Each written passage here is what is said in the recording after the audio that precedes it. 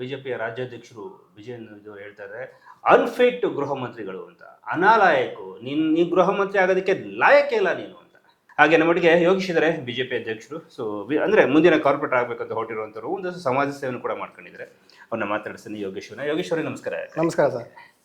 So ಈಗ ನೀವು ಕೇಳಿಸ್ಕೊಂಡ್ರಿ, ನಿಮ್ಮ ಅಧ್ಯಕ್ಷರೇ ಹೇಳ್ತಾರೆ ಯಾವ ಸೀಮೆ ನೀನು ಗೃಹ ಮಂತ್ರಿ, ಯಾವ ಸೀಮೆ ಹೋಮ್ ಮಿನಿಸ್ಟರ್ ನೀನು, ಅನ್ಫಿಟ್ ನೀನು ಅಂತ.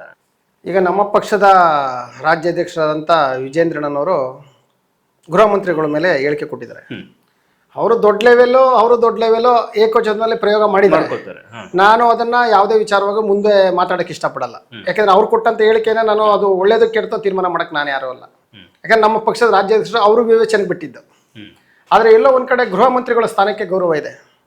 ಹೌದು, ಈ ಪ್ರಜಾಪ್ರಭುತ್ವ ವ್ಯವಸ್ಥೆಯಲ್ಲಿ ಕಾನ್ಸ್ಟಿಟ್ಯೂಷನ್ ಹುದ್ದೆ ಅದು ಗೃಹ ಮಂತ್ರಿಗಳು.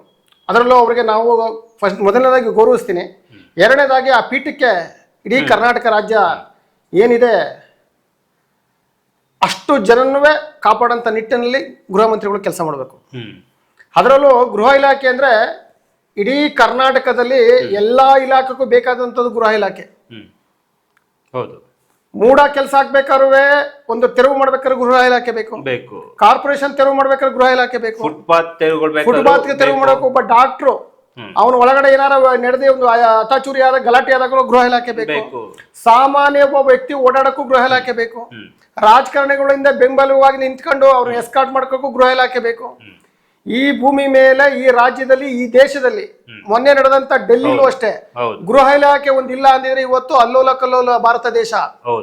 ಅದಕ್ಕೆ ನಮ್ಮ ಪೊಲೀಸ್ ಕಾನ್ಸ್ಟೇಬಲ್ಗೆ ಅದನ್ನ ಗೌರವ ಅರ್ಪಣೆ ಮಾಡ್ತೀನಿ. ನಿನ್ನೆ ಡೆಲ್ಲಿ ನಡೆದಂತ ಒಂದು ಹೋರಾಟನ ತಡೆಗೋಡೆ ನಿಂತಂತದ್ದು, ಎದೆ ಕೊಟ್ಟು ನಿಂತದ್ದು ಯಾವುದೇ IAS IPS ಆಫೀಸರ್ ಅಲ್ಲ, ಒಬ್ಬ ಕಾನ್ಸ್ಟೇಬಲ್, ದಫೇದಾರ್ and ASI and CR DR KSRP ಈ ತುಕಡಿಗಳು ಏನಿದೆ, IPS ಅಲ್ಲ, ಈ ತುಕಡಿಗಳು ಮಿನಿಸ್ಟರ್ಗಳು ಬಂದಿಲ್ಲ. ಈ ದೇಶನ ಕಾಪಾಡಿದ್ದು ನಿನ್ನೆ ಡೆಲ್ಲಿಲಿ ಕಾಪಾಡಿದ್ದು ಪೊಲೀಸ್. Hats off. ಹಂಗಾಗಿ ಕರ್ನಾಟಕ ಗೃಹ ಇಲಾಖೆಗೂ ಹ್ಯಾಟ್ಸ್ ಆಫ್. ಅದನ್ನ ನೀವು ಹೆಂಗೆ ನಿಯೋಜನೆ ಮಾಡ್ಕೊಂಡಿದ್ರೆ, ಹೆಂಗೆ ಬೆಳೆಸ್ತಾ ಇದ್ದೀರಾ ಅನ್ನೋದು ಗೃಹ ಇಲಾಖೆಲಿ ನಾನು ಇವತ್ತು ಖರ್ಗೆ ಸಾಹೇಬ್ರು ಮಗವ್ರನ್ನ ಕೇಳ್ತೀನಿ. ಯಾಕೆ ಅಂದ್ರೆ ವಿಜೇಂದ್ರಣ್ಣವ್ರು ಹೇಳಿದಾರೆ, ನಿಜ ಹೇಳಕ್ಕೆ ಒಂದು ಕಾರಣ ಇದೆ.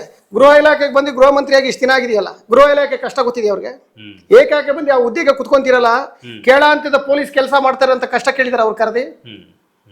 ನಾನೇನಿಲ್ಲ 4 ಕ್ವಶನ್ ಕೇಳ್ತೀನಿ ಗೃಹ ಇಲಾಖೆಲಿ ಖರ್ಗೆ ಸಾಹೇಬ್ರು ಮಗವ್ರಿಗೆ. ನಿಮಗೆ ನಾನು ಗೌರವದಿಂದನೇ ಕೇಳ್ತಾ ಇದ್ದೀನಿ. ಒಬ್ಬ ಕಾನ್ಸ್ಟೇಬಲ್ ABY ಅಂತ ಮಾಡಿದಿರಲ್ಲ, ABY ಮಾಡಿದಿರಲ್ಲ, ಒಬ್ಬ IPSಗೂ ಮತ್ತೆ ಕಾನೂನಲ್ಲಿ ಕಾನ್ಸ್ಟೇಬಲ್ಗೂ ಅದೇ ರೀತಿಲಿ ನೋಡ್ಬೇಕು. ಹೌದು, ಆರೋಗ್ಯ ವಿಚಾರದಲ್ಲಿ ಎಲ್ಲರೂ ಒಂದೇ. ದಯವಿಟ್ಟು ಅದನ್ನೇ ಎತ್ತಿಡಿರಿ ಫಸ್ಟ್. ಒಬ್ಬ CR DR ಒಬ್ಬ KSRP ತಗೊಳ್ಳಿ, ಒಬ್ಬ ಕಾನ್ಸ್ಟೇಬಲ್, ಸಿವಿಲ್, ASI, ದಫೇದಾರು, ಅವ್ರುಗಳು ಆರೋಗ್ಯ ಸಮಸ್ಯೆ ಆದ್ರೆ ಯಾರ ಹತ್ರ ಹೋಗ್ತಾರೆ ಸರ್? ಅವ್ರಿಗೆ ಯಾವುದೇ ಕಾರಣಕ್ಕೂ IPSಗೆ ಏನ್ ಸವಲತ್ತು ಕೊಡ್ತಿರೋ ಅದು ಇವ್ರಿಗೆ ಸಿಗಲ್ಲ, ಅವ್ರಿಗೆ ಸಿಗಲ್ಲ. ಅವ್ರಿಗೂ ಸವಲತ್ತು ಕೊಡಿ. ಅವರು IPS ಸಹ ದೊಡ್ಡ ದೇವ್ರು ಇದ್ದಂಗೆ, ಅವರೆಲ್ಲ IAS ದೊಡ್ಡ ದೇವ್ರುಗಳಿದ್ದಂಗೆ. ಅವ್ರು ಫಾರಿನ್ ಬೇಕಾದ್ರೆ ಹೋಗ್ತಾರೆ, ಫಂಡ್ ನಮ್ಮ ಸರ್ಕಾರ ಕೊಡುತ್ತೆ. ಪಾಪ PCಗಳು ಏನ್ ಮಾಡ್ಬೇಕು ಸರ್? 25, 30, 40 ಸಾವಿರದಲ್ಲಿ ಬದುಕ್ತಿರ್ತಾರೆ. ನಾನು ಅದನ್ನೇ ಕೇಳ್ಕೊಳ್ತಾ ಇದ್ದೇನೆ. ಒಬ್ಬ ABY ಅಲ್ಲಿ ಏನ್ ಮಾಡ್ತಿದ್ಯಾ? ಆರೋಗ್ಯ ಭಾಗ್ಯ ಯೋಜನೆ ಇದೆಯಲ್ಲ, ಆರೋಗ್ಯ ಭಾಗ್ಯ ಯೋಜನೆನ ಕಾನ್ಸ್ಟೇಬಲ್ ಕಟ್ಟ ಕಡೆಯ ಒಬ್ಬ CR ಪೊಲೀಸ್ಗೂ ಸಿಗ್ಬೇಕದು, ಅವ್ರ ಕುಟುಂಬಕ್ಕೂ ಸಿಗ್ಬೇಕು. ಎರಡನೇದು ಟ್ರಾನ್ಸ್ಫರ್ ನಲ್ಲಿ ಒಬ್ಬ ಕಾನ್ಸ್ಟೇಬಲ್ ಒಂದ್ ಕಡೆ ಇರ್ತಾರೆ, ಹೆಂಡತಿ ಒಂದ್ ಕಡೆ ಇರ್ತಾರೆ, ಮಕ್ಕಳು ಒಂದ್ ಕಡೆ ಇರ್ತಾರೆ. ಅವನು ನಮ್ಮ ಸೇವೆಗೆ ಬಂದಿರೋದು. ಹೌದು, ಅವನ ಟ್ರಾನ್ಸ್ಫರ್ ನ DG ಅಂಡ್ IGP ಸಾಹೇಬ್ರು ಸುತ್ತೋಲೆ ಹೊರಡಿಸ್ತಾರೆ. ಕೆಲವೊಂದು ಸುತ್ತೋಲೆನ ಪಾರದರ್ಶಕವಾಗಿ ಓಕೆ ಮಾಡ್ತಾರೆ, ಇನ್ನೊಂದು ಸುತ್ತೋಲೆನ ಕೆಳಂತ ಅಧಿಕಾರಿಗಳು ಪಾಲನೆ ಮಾಡಲ್ಲ. ದಯಮಾಡಿ DG ಅಂಡ್ IGP ಸಾಹೇಬ್ರು ಬಹಳ ಒಳ್ಳೆಯವರಿದ್ದಾರೆ. ಸಲೀಂ ಸಾಹೇಬ್ರು ಈ ರಾಜ್ಯದವ್ರೆ. ಸಲೀಂ ಸಾಹೇಬ್ರು ಅಡ್ಮಿನ್ ADGP ಆದವ್ರು ಅಂತವ್ರೆ. ಈಗ DG ಹುದ್ದೆಲಿ ಕೂತಿದ್ದಾರೆ. ಸಿದ್ದರಾಮಯ್ಯರು 1 ವರ್ಷ ಎಕ್ಸ್ಟೆಂಡ್ ಮಾಡಿದ್ರು DG ಹುದ್ದೆನ. ದಯಮಾಡಿ ನಾನು ಕೇಳ್ಕೊಳ್ಳೋದು DG ಅಂಡ್ IGP ಸಾಹೇಬ್ರಿಗೆ, ನಿಮ್ಮ ಸುತ್ತೋಲೆನ ಇಮಿಡಿಯೇಟ್ ಪರಿಗಣಿಸಬೇಕು ಪೊಲೀಸ್ ಇಲಾಖೆಯಲ್ಲಿ. ನಾನು ಕೇಳ್ಕೊಳ್ಳೋದು ಇನ್ನೇನಿಲ್ಲ, ABY ಪಾರದರ್ಶಕವಾಗಿ ಕಟ್ಟ ಕಡೆ ವ್ಯಕ್ತಿಗೂ ಸಿಗ್ಬೇಕು. ಟ್ರಾನ್ಸ್ಫರ್ ನಲ್ಲಿ ಪೊಲೀಸ್ ಇಲಾಖೆಯಲ್ಲಿ 8 ಗಂಟೆ ಎಲ್ಲಿ ಇದು ಕೆಲಸ ಮಾಡ್ತಾರೆ ನಿಯೋಜನೆ ಮಾಡಬೇಕು, ಕೂಡಲೇ ಜಾರಿ ಆಗ್ಬೇಕು ಅದು. ಆಮೇಲೆ ಅವರು ಕಾನ್ಸ್ಟೇಬಲ್ಗಳು ಇವತ್ತೊಂದು ದಿನ ಎಲ್ಲಾ ಕಡೆ ಬಂದೋಬಸ್ತ್ ಡ್ಯೂಟಿಲಿ ಇದೆ, ರಜಾ ಕೇಳ್ತಾರೆ. ಆ ರಜಾ ಕೇಳಿದಾಗ ಅವ್ರನ್ನ ತುಚ್ಛವಾಗಿ ನೋಡ್ತಾರೆ. ಕೊಡ್ತೀನಿ ಹೋಗಪ್ಪ, ಅವ್ರು ಇಷ್ಟ ಬಂದಾಗ ವಿವೇಚನೆ ಬಿಟ್ಟಿದ್ದು. ಮೇಲಾಧಿಕಾರಿಗಳು ಗಮನಕ್ಕೂ ತರಬಹುದು ಅಂತ ಸುತ್ತೋಲೆ ಹೊರಡಿಸ್ಲಿ. ಮೇಲಾಧಿಕಾರಿಗಳು ಅವ್ರಿಗೆ ರಜಾ ಬೇಕು ಅಂದ್ರೆ ಇಮಿಡಿಯೇಟ್ ಸುತ್ತೋಲೆ ಹೊರಡಿಸ್ಬೇಕು. ಮೇಲಾಧಿಕಾರಿಗಳು ಗಮನಕ್ಕೂ ತರಬೇಕಪ್ಪ, ನೀನು ರಜಾ ಘೋಷಣೆ ಮಾಡಕ್ಕೆ ಮೇಲ್ಗಡೆ ಅಧಿಕಾರಿ ನಾವಿದೀವಿ ಅಂತ. ಮೂರನೇದು. ಓಕೆ.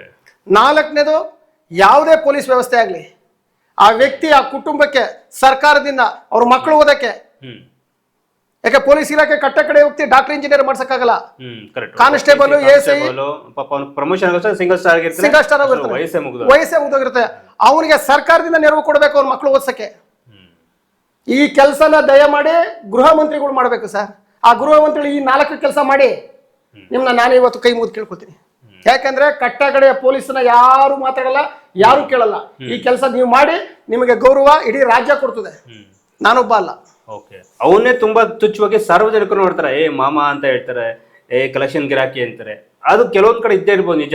ಬಟ್ ಅಂತ ಕಟ್ಟ ಕಡೆ ಆ ಪಿ ಸಿಗಳಿದೆಯಲ್ಲ ಸರ್, ಅವ್ರ ಸಮಸ್ಯೆ ಮಾತ್ರ ಹೇಳ್ಕೊಳಕ್ಕಾಗಲ್ಲ ಸರ್. ಅದ್ರಲ್ಲೂ ಈ ಹೆಣ್ಣು ಮಕ್ಳು ಇರ್ತಾರಲ್ಲ, ಈ ಮಹಿಳಾ ಪೊಲೀಸರು ಅವ್ರ ಸಮಸ್ಯೆಗಳನ್ನು ಹೇಳ್ಕೊಳಕ್ಕಾಗಲ್ಲ ಸರ್. ಅಷ್ಟೊಂದು ಅವ್ರು ಕೂಡ ಹಿಂಸೆ ಆಗ್ತಿರುತ್ತೆ. ಕೊನೆಗೆ ಅಲ್ಲಿ ಆ ಒಂದು ಸ್ಟೇಷನ್ನ ಹಿರಿಯ ಅಧಿಕಾರಿನೇ ಅಥವಾ ಉನ್ನತ ಪೋಸ್ಟಲ್ಲಿ ಇರೋನೇ ಆ ಮಹಿಳಾ ಅಧಿಕಾರಿ ಈಗಲೂ ಕೂಡ ತುಚ್ಛವಾಗಿ ನೋಡೋದು, ಅಸ್ಪೃಶ್ಯತೆಯಾಗಿ ನೋಡೋದು, ಅವಳನ್ನ ಬೇರೆ ಥರ ನೋಡೋದು ಕೂಡ ನಡೀತದೆ. ಅವ್ರು ಹೇಳ್ಕೊಳಕ್ಕಾಗಲ್ಲ, ಬಿಡೋಕ್ಕಾಗಲ್ಲ. ಯಾಕೆಂದ್ರೆ ಶಿಸ್ತಿನ ಇದಲ್ವಾ, ಡಿಪಾರ್ಟ್ಮೆಂಟ್ ಅಲ್ವಾ, ಹೇಳಂಗಿಲ್ಲ. ಅದು ಒಳಗಡೆನೆ ಸರ್. ಕೂಡ ಬದಲಾವಣೆ ನಾನು ಹೇಳೋದು ಅದ್ರ ಬದಲಾವಣೆ ಕಾನ್ಸ್ಟಿಟ್ಯೂಷನ್ ಬದಲಾವಣೆ ತರಂತದ್ದು ಗೃಹ ಮಂತ್ರಿಗಳು ಕೈಲಿದೆ.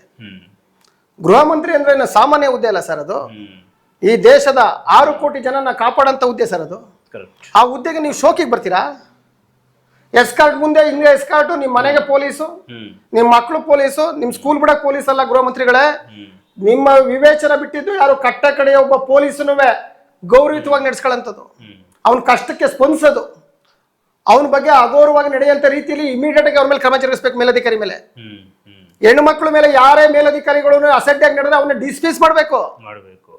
ಇಲ್ಲಿ ಕಂಪ್ಲೇಂಟ್ ಹೊರಗಡೆ ಬರಲ್ಲ ಅಂತ ಎದುರಿಸ್ತಾರೆ. ಮಹಿಳಾ ಪೊಲೀಸರು ಕೂಡ ಪಾಪ ನನ್ನ ಮಾತಾಡಿದ್ರೆ, ಅವ್ನು ಹಿಂಗಂತ ನಾನು ಉಗಿದ್ಬಿಟ್ಟು ಬಂದಿದ್ದೀನಿ ಅಂತ. ಇನ್ ಕೆಲವೊಂದ್ಸಲ ವಿಧಿ ಇಲ್ಲದೆ ಇರಲೇಬೇಕಾದ ಸಂದರ್ಭ ಬಂದಾಗ ಮಹಿಳಾ ಪೊಲೀಸರು ಕೂಡ ಅವ್ರ ಜೊತೆ ಇರ್ತಿದ್ದಾರೆ ಸರ್. ಅದು ಹೇಳಕ್ಕಾಗಲ್ಲ, ಬಿಡಕ್ಕಾಗಲ್ಲ. ಆ ಹಿಂಸೆಗಳು ಕೂಡ ಅನುಭವಿಸ್ತಾರೆ. ಅವ್ರು ಓಪನ್ ಅಪ್ ಆಗಿ ಹೇಳಿದಾಗ ಶಿಕ್ಷೆ ಆದಾಗ ಮತ್ತಷ್ಟು ಇನ್ನೊಂದು ಜನ ಮುಂದೆ ಬರ್ತಾರೆ ಸರ್. ಶಿಕ್ಷೆ ಕೊಡೋದು ಬಿಡೋದು ಅದು ನಮ್ಮ ವಿವೇಚನೆಗಿಂತ ಹೆಚ್ಚಾಗಿ ಕಾನೂನಲ್ಲಿ ಅಡಿಯಲ್ಲಿ ಶಿಕ್ಷೆ ಇದ್ದೇ ಇದೆ. ಯಾಕಂದ್ರೆ ಕಾನ್ಸ್ಟಿಟ್ಯೂಷನ್ ಅವತ್ತೇ ಅಂಬೇಡ್ಕರ್ ಅವರು ನೊಂದಿ ಕಾನ್ಸ್ಟಿಟ್ಯೂಷನ್ ತಂದಿರೋದು ಸರ್. ಖುಷಿಯಿಂದ ಕಾನ್ಸ್ಟಿಟ್ಯೂಷನ್ ತಂದಿಲ್ಲ, ನಮಗಂತಾನೆ ತಂದಿರೋದು. ಯಾರಾಗ್ಲಿ ವಾಕ್ಚಾತುರ್ಯನ ಯಾರಪ್ಪನ ಮನೆ ಸೊತ್ತು ಅಲ್ಲ. ಆಮೇಲೆ ಯಾರಿಗೂ ಹೀಲ್ಡಾಗ್ಬೇಕಾಗಿಲ್ಲ ಈ ಸಮಾಜದಲ್ಲಿ. ಎಲ್ಲಿ ಈಗ ನಾವಿಲ್ಲ ಅಂದ್ರೆ ಎಲ್ಲಿ ಅನ್ಯಾಯ ನಡೀತಾ ಇದೆ ಅದು ಪೊಲೀಸ್ ಇಲಾಖೆನೇ ಬೇಡ, ಒಬ್ಬ ಕಟ್ಟ ಕಡೆಯ ವ್ಯಕ್ತಿನೂ ಪೊಲೀಸ್ ಇಲಾಖೆನೇ ಬೇಡ. ನಾನೇ ಕಟ್ಟ ಕಡೆ ಹೋಗಿ ಅನ್ಯಾಯ ತಡೆಯಕ್ಕೂ ರೇಟ್ಸಿದೆ. ಕರೆಕ್ಟ್. ಏನ್ ಪೊಲೀಸ್ ಆಗ್ಬೇಕಾಗಿಲ್ಲ. ನಾನು ಅಲ್ಲಿ ಅನ್ಯಾಯ ಆಗ್ತಿದ್ರಿಂದ ಕಣ್ಸಕ್ಕೆ ಕಾನ್ಸ್ಟಿಟ್ಯೂಷನ್ ಇದೆ ನನ್ನಿಂದ ಇದೆ. ಇವತ್ತು ಮೊನ್ನೆ ಡೆಲ್ಲಿಲಿ ಆದ್ರೆ ಕಾನೂನು ಅಡಿಯಲ್ಲಿ ಖಂಡಿಸೋದಕ್ಕೆ ಕಾನೂನು ಅಡಿಲೇ ಖಂಡಿಸ್ಬೇಕು. ಆ ಕಾನೂನು ಕೈಗೆ ತಗೊಳ್ಳೋಷ್ಟು ತಪ್ಪು ಅಲ್ಲಿ ಅನ್ಯಾಯ ನಡೀತಾ ಇದೆಯಾ, ಅದನ್ನ ಪ್ರತಿಭಟನೆ ಮಾಡೋಣ, ಅದನ್ನ ತಡೆಯೋದಕ್ಕೆ ಹೋಗೋಣ. ಅದ್ರ ಕ್ರಮ ತಗೋಬೇಕು ಅಂತಂದ್ರೆ ಪೊಲೀಸರು ಬರ್ಬೇಕು. ನಾವು ಕಾನೂನು ಕ್ರಮ ನಾವು ಕೈಗೆ ತಗೋಬಾರ್ದು ಸರ್. ಯಾವುದೇ ವ್ಯಕ್ತಿ ಆಗ್ಲಿ ಸರ್, ಪ್ರತಿಯೊಂದಕ್ಕೂ ಪ್ರತಿಭಟನೆ ಮಾಡಕ್ಕೆ ರೈಟ್ಸ್ ಇದೆ. ಅದು ಕಾನ್ಸ್ಟಿಟ್ಯೂಷನ್ ಬಂದಿರೋದ್ರಿಂದ ರೈಟ್ಸ್ ಇದೆ. ಆದ್ರೆ ಅದನ್ನ ಯಾವ ರೀತಿ ಮಾಡಬೇಕು, ಯಾವ ರೀತಿ ಗೌರವ ಕೊಟ್ಟು ಮಾಡಬೇಕು, ಅದು ರೆಡಿಲೇ ಮಾಡಬೇಕು. ಹಾಗಾದ್ರೆ ವಿಜೇಂದ್ರ ಹೇಳಿಕೆನ ಸರಿ ಅಂತ ಹೇಳ್ತೀರಾ? ಅಲ್ಲಲ್ಲ, ಅದು ಇದೆಲ್ಲ ತರಲಿಲ್ಲ ಅಂದ್ರೆ ಅನ್ಫಿಟ್. ಇದೆಲ್ಲ ತರಬೇಕು. ಇದು ತರಲಿಲ್ಲ ಅಂದ್ರೆ ವಿಜೇಂದ್ರ ಹೇಳಿರೋ ನಿಜ ಅನ್ಸುತ್ತೆ. ಈಗಲೂ ಕೂಡ ಸ್ಟೇಷನ್ಗಳಲ್ಲಿ ಲಂಚಗಳಿದೆ. ಈಗಲೂ ಕೂಡ ಕೆಲವು ಸಲ ಕೇಸ್ಗಳು ತಗೊಳ್ಳಲ್ಲ. ಹೋದಾಗ ಈಗಲೂ ಚೇರ್ ಕೊಡಲ್ಲ ಸರ್ ಪೊಲೀಸ್ನವರು. ಈಗಲೂ ಪೊಲೀಸರು ಚೇರ್ ಕೊಡಲ್ಲ. ನನ್ ಮುಂದೆ ಅಕಸ್ಮಾತ್ ಏನಾದ್ರು ಚೇರ್ ಹೇಳ್ಕೊಂಡು ಕೂತ್ಕೊಂಡ್ಬಿಟ್ಟ ಅಂತಂದ್ರೆ ಅವ್ನು ನೋಡೋ ಗುರಾಯಿಸೋದೇ ಬೇರೆ ಇರುತ್ತೆ. ಆ ಪೊಲೀಸರಿಗೆ ಯಾಕಂತ ಈ ಮನಸ್ಥಿತಿ ಅದು ಕೂಡ ಬದಲಾಗಬೇಕು ಸರ್. ಒಬ್ಬ ಈಗಲೂ ಕೂಡ ಹಳ್ಳಿಯವನು ಧೈರ್ಯವಾಗಿ ಪೊಲೀಸ್ ಸ್ಟೇಷನ್ಗೆ ಹೋಗೋದಕ್ಕೆ ಅವ್ನಿಗೆ ಶಕ್ತಿ ಇಲ್ಲ, ಅವ್ನಿಗೆ ಆ ಧೈರ್ಯನೇ ಇಲ್ಲ. ಆ ಒಳಗಡೆ ಹಂಗೆ ಮಾಡಿಟ್ಟಿರ್ತಾರೆ. ಆ ಇದಕ್ಕೆ ಆ ಜಾಗಕ್ಕೆ ಎಂಟ್ರಿಗೆ ಬರ್ತಿದ್ದ ಹಾಗೇನೆ ಅಲ್ಲೇ ಅವ್ನು ಎದುರಿಸಿರ್ತಾರೆ. ಯಾಕೆ ಬಂದೆ, ಏನು, ಎಲ್ಲಿಂದ ಬಂದಿದ್ಯಾ, ಸಾಹೇಬ್ರೆಲ್ಲ ಹೋಗು, ಅವರ ಮೀಟಿಂಗ್ ಇಲ್ಲಿದ್ರೆ ಹೋಗು. ಅಲ್ಲೇ ಶುರು ಆಗುತ್ತಲ್ಲ ಸರ್ ಜನಗಳಿಗೆ. ಅಲ್ಲೂ ಬದಲಾಗಬೇಕಲ್ವ? ನೀವೊಂದು ಒಳ್ಳೆ ಕ್ವಶನ್ ಕೇಳಿದ್ರಿ. ಈಗ ನಾನು ದಯಮಾಡಿ ಒಂದು ಮಾತು ಹೇಳ್ತೀನಿ. ಸಣ್ಣ ಪುಟ್ಟ ಅಹಿತಕರ ಘಟನೆ, ಹೋರಾಟ, ಹೊಡೆದಾಟ, ಜಗಳ ಮಾಡಿದಾಗ ದಯಮಾಡಿ ಪೊಲೀಸ್ ಇಲಾಖೆ ಒಳಗೆ ಸಾಹೇಬ್ರು ಬರ್ಲಿ ಇರಿ ಅನ್ನೋದು ತಪ್ಪು. ಯಾಕೆಂದ್ರೆ ನೀವ್ ಹಾಕಿರೋದು ಕಾಕಿ ಬಟ್ಟೆ, ಅವರ ನಿಮ್ಮ ಸ್ಥಾನಗಳು ಉನ್ನತ ಇರ್ಬೋದು. ಒಬ್ಬ ASI, ದಫೇದಾರ್, ಕಾನ್ಸ್ಟೇಬಲ್, ದಯವಿಟ್ಟು ನಿಮ್ ಕ್ರಮ ಜರುಗಿಸ್ಕೊಳ್ಳೋ ಪವರ್ ಇದೆ ಕಾನ್ಸ್ಟಿಟ್ಯೂಷನ್ ಅಲ್ಲಿ.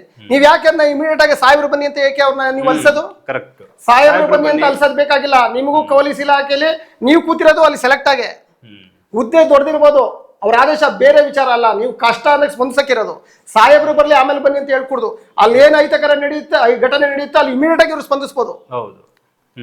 ನೋಡಿ, ಆ ಸ್ಟೇಷನ್ ಮುಂದೆ ತುಂಬಾ ಜನ ಕಾಯ್ತಾ ಕೂತಿರ್ತಾರೆ ನೋಡಿ. ತಪ್ಪೋದು. ಅವ್ರು ಊಟಕ್ಕೆ ಹೋದ್ರು, ಅದು 5 ಗಂಟೆ ಬರ್ತಾರೆ, 6 ಗಂಟೆ ಬಂದ್ರೆ ಸುಮ್ಮನೆ ಕೂತೇ ಇರ್ತಾರೆ ಸರ್. ಕಂಪ್ಲೇಂಟು ಬರ್ಕೊಳ್ಳಲ್ಲ. ಈಗ ಮೊನ್ನೆ ಯಾವ್ದೋ ಸ್ಟೇಷನ್ ಹೋಗಿದೆ, ಕಂಪ್ಲೇಂಟ್ ನಾವು ಬರೆಯಿಲ್ಲ ಅಂತ ಹೇಳಿದ್ರು.